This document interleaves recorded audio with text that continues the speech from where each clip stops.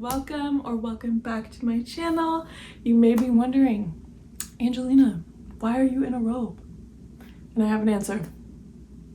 I'm not getting dressed to film a YouTube video. So today what we're doing is I'm going to be telling you my top 20 TV shows while I paint. Because you know, I couldn't just come here and just list my top 20 TV shows. I had to be doing something. Here we have a picture that I drew out roughly of Tuca and Birdie. If you've seen that Netflix series, you know that it's been canceled. Anyways, that's really not important. Starting off, I'm using these paints. Also got these from Staples. Derwent Academy brushes. I was gonna use water paint. That was my original idea when I first thought of this video. But honestly, I have no excuse. Water paint is a lot less messy, and I do love using water. I do prefer using water paint over acrylics, but I think that the color is going to be a lot more rich with acrylics, so we're just going to do that. So let's get right into it. Grab yourself some tea. Get comfortable, you know? God. So, number one, you know, if you're my friend, you probably know this, but Bob's Burgers, off the top. This list is not in order, mind you, but if it was, Bob's would be still at the top. Bob's Burgers, I don't even know how to describe my love for this show, okay? I am a little too obsessed with it. Bob is just a cutie pie. He's such a cool dad. Linda, you know, she's a peach. She's a singing queen. Louise and Bob are my favorite characters, if I'm honest. Also, Teddy, he is hilarious. Teddy is just a cutie pie. I watched this on Disney, if anybody's curious. They are now streaming new episodes, and they finally uploaded season 11.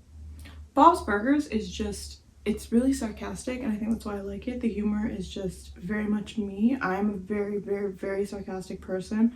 I have a dry sense of humor. Also, I am obsessed with the art. So for number two, we have Superstore. Superstore is a very funny show. It is also very sarcastic. This show makes me LOL. I definitely recommend. If you haven't seen it, definitely go ahead and watch it. I really need Netflix to drop season 6 though, because that's what I'm really waiting on. I saw that they have masks on, so I don't know if it's like COVID related or if that's just like the picture. If I were to say anything negative about it, I hate when TV shows that they feel like they need to incorporate like some weird like love story, like Jonah and our girl. Like, I don't understand, like that love story was really complicated and really unnecessary to incorporate. So if we didn't have that and we focused more on Cheyenne or Mateo or even my guy in the wheelchair, things would have been a lot better. Number 3, Family Guy. Family Guy is a great show. Love me some animation. Family Guy is very crude. It's one of those shows that you either hate or you love it because of the humor. I know a lot of people do not like it specifically because of the humor, and they don't find it entertaining. They more find it offensive. But honestly, number 4, Close Enough. Close Enough is a show on Netflix. That show is really, really great. It's about being an adult, and of course I have very minimal experience being an adult, but I find that this show is still relatable somehow, and it's super funny and quirky. Number 5, New Girl. Okay, I have a lot to say about this. I do love New Girl. Okay, Jess has a man every 3 a new man every 3 episodes. Like, I understand that in comedy shows you have to add romance because, like, yay, that's cute and everything, but sometimes it gets really tiring and boring and nobody wants to see that, you know? But besides that, I think all the actors in that show are great. I love Cece and Schmidt. Schmidt is my favorite, along with Winston. Number 6, Desperate Housewives. This show, I just recently watched this show, and let me tell you, it's so good. It's about these women in their 30s, these suburban women. They have no problems that I can relate to at all, but it's very dramatic. All the outfits hit, every single outfit. Gabby and Brie. Susan is a little bit needy and extra and selfish, and that she irritated me a lot with a lot of things that she was going through, because like it was like she didn't understand what was going on in other people's lives, and then she would be like, but me, and nobody likes a pick me, you know. Also, they did Edie Britt really wrong. I know there was a whole lawsuit with that whole thing, but Edie deserved more, and Edie was probably one of the least problematic women there. Everybody just hated her because Edie loved to have fun, and all of them were married and miserable. So, number 7, The Vampire Diaries. Okay, so I watched this show, and let me tell you, it's a pretty good show. I don't think it was one of the only shows that I never got bored of watching. I never felt like I needed to skip an episode. If I did ever feel like I needed to skip an episode, it was when Bonnie and Damon were in that alternate universe, because that was boring. There was not a lot happening. I know, like, behind the scenes there was a lot of drama with Nina in real life, but probably not watch it again, solely because I don't like watching things more than once unless it is Bob's Burgers. That is my only exception. Coraline and Bonnie, they both deserved better. Let me tell you something. Bonnie helped everybody and their mama, and her man ended up dying in the end in a fire. The only person that she liked ended up dying. That is so heartbreaking. And then Caroline was a baddie. She was so cool. I hated her in the beginning because I felt like she was just like an annoying blonde, but then she really grew and she became a valuable member of the team. Matt, on the other hand, is not a valuable member on the team. Batman's a snake. He basically became MAGA, and yeah, no, I do not stand Matt. He was also selfish. Like, I do not like that man. Elena was so annoying. I think we all agree on that. I don't even have to talk much about her. Pick me.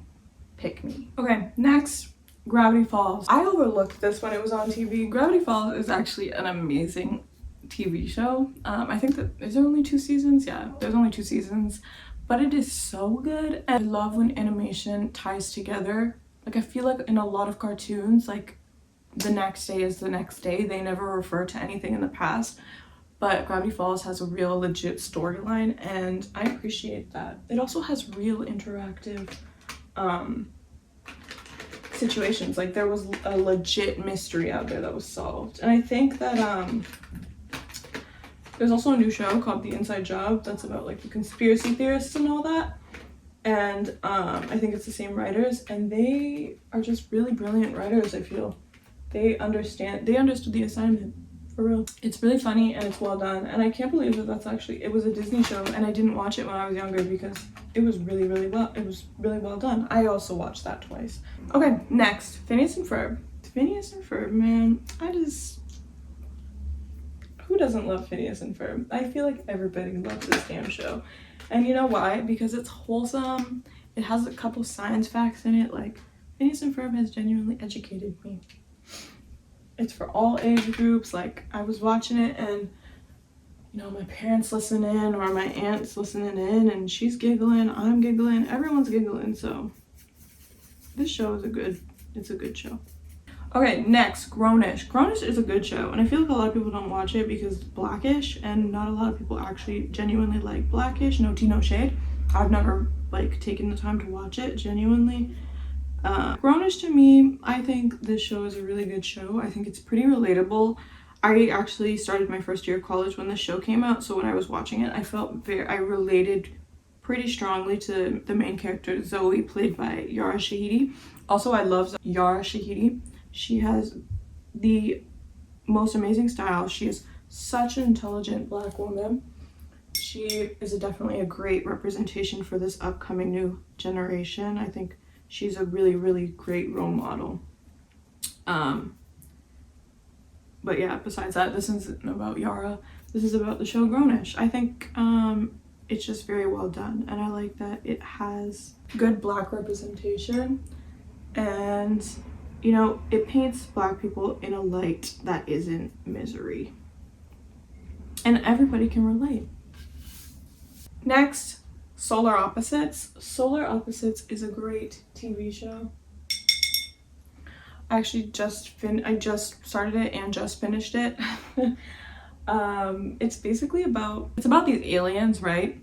And they come to Canada, or they come to America, and they're living their normal lives in America, and they're just aliens living amongst Americans, and it's a pretty funny show, and it's pretty vulgar, and it has a lot of old references to things, which I admire because it makes me giggle. Another thing about this show, like I mentioned before, I love when TV shows relate back to old episodes. I feel like it, I don't know, gives the show character. It does that often, but it genuinely relates back to things that have happened in past episodes. So I love that about this show. Bates Motel. Bates Motel, I watched this a long time ago, mind you, so like some of these shows that I've added on my top 20 is because I didn't really have a top 20, so I had to come up with old shows that I watched. Bates Motel was pretty good. I liked the cinematography. I liked that it was very dark and weird, and there wasn't a lot of people involved in creating the show, or in the show, so I feel like that also added to the intimacy of the whole vibe of the show. It was just Mama Dearest and our boy Psychopath. I forget his name, but he's pretty crazy. He played the part.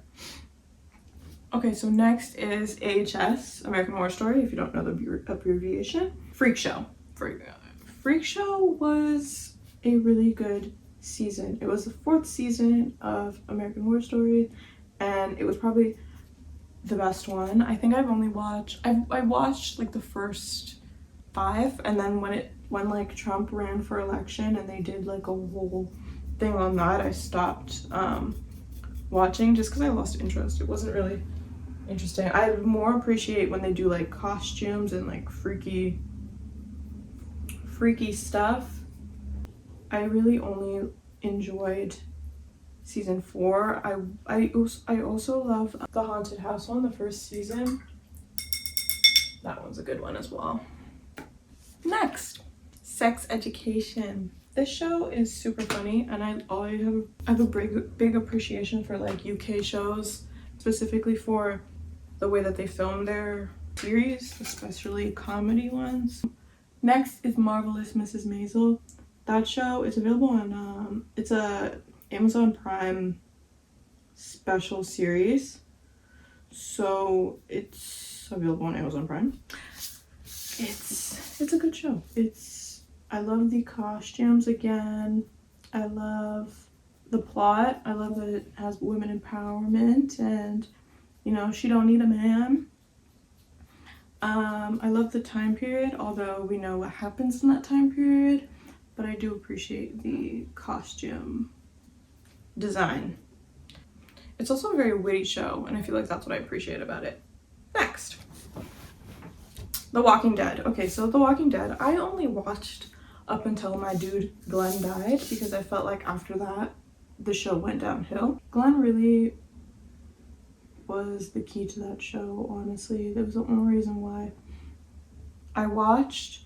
I remember when I was like, I don't even know how old I was, but I took a quiz for this show, and it was like, which Walking Dead character are you? At the time I didn't watch Walking Dead, but I was just like, you know what, let's see who I am, and I got Glenn. So I feel like we kind of have a soul tie. So when he died in the show, I had to physically stop watching it, along with many people. I feel like he was definitely a favorite. And if you haven't seen that compilation video of all of his cast members saying goodbye to him, it's probably the most wholesome video on the earth. Go watch it. Next is How to Get Away with Murder. Now, this show, Viola Davis, that's all I have to say. Viola Davis is such a talented woman.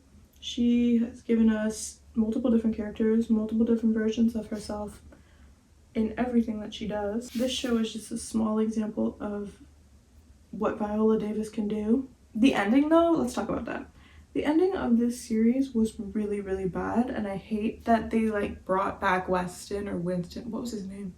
West? Yeah, or Christopher, whatever you want to call him, back at the end, because like, yeah, like sudden death, main character, sadness, but like, why did you have to bring him back as the son and who speaks fluent Spanish? Like, I don't know, it was very weird, very thrown off, really bad ending. All right, the next show that I'm gonna be mentioning is Dead to Me. It is a Netflix original, I think.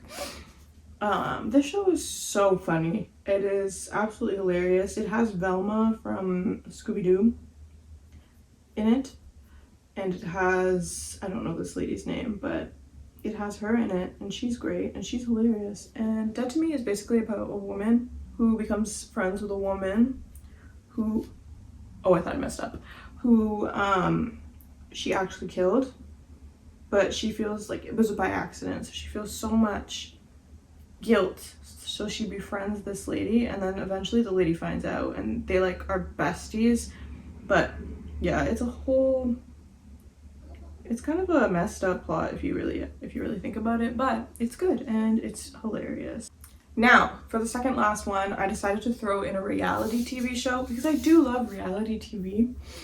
Are You the One is basically a show where you have to guess who your partner or who your perfect match is, and you basically have to just get to know each other, and it ends up getting really, really messy because a lot of people like look at people for face value and they're like, okay, well, I don't care who my perfect match is, I want that person, and then they just create drama. And yeah, there's actually a couple that is thriving currently. I think they're gonna get married,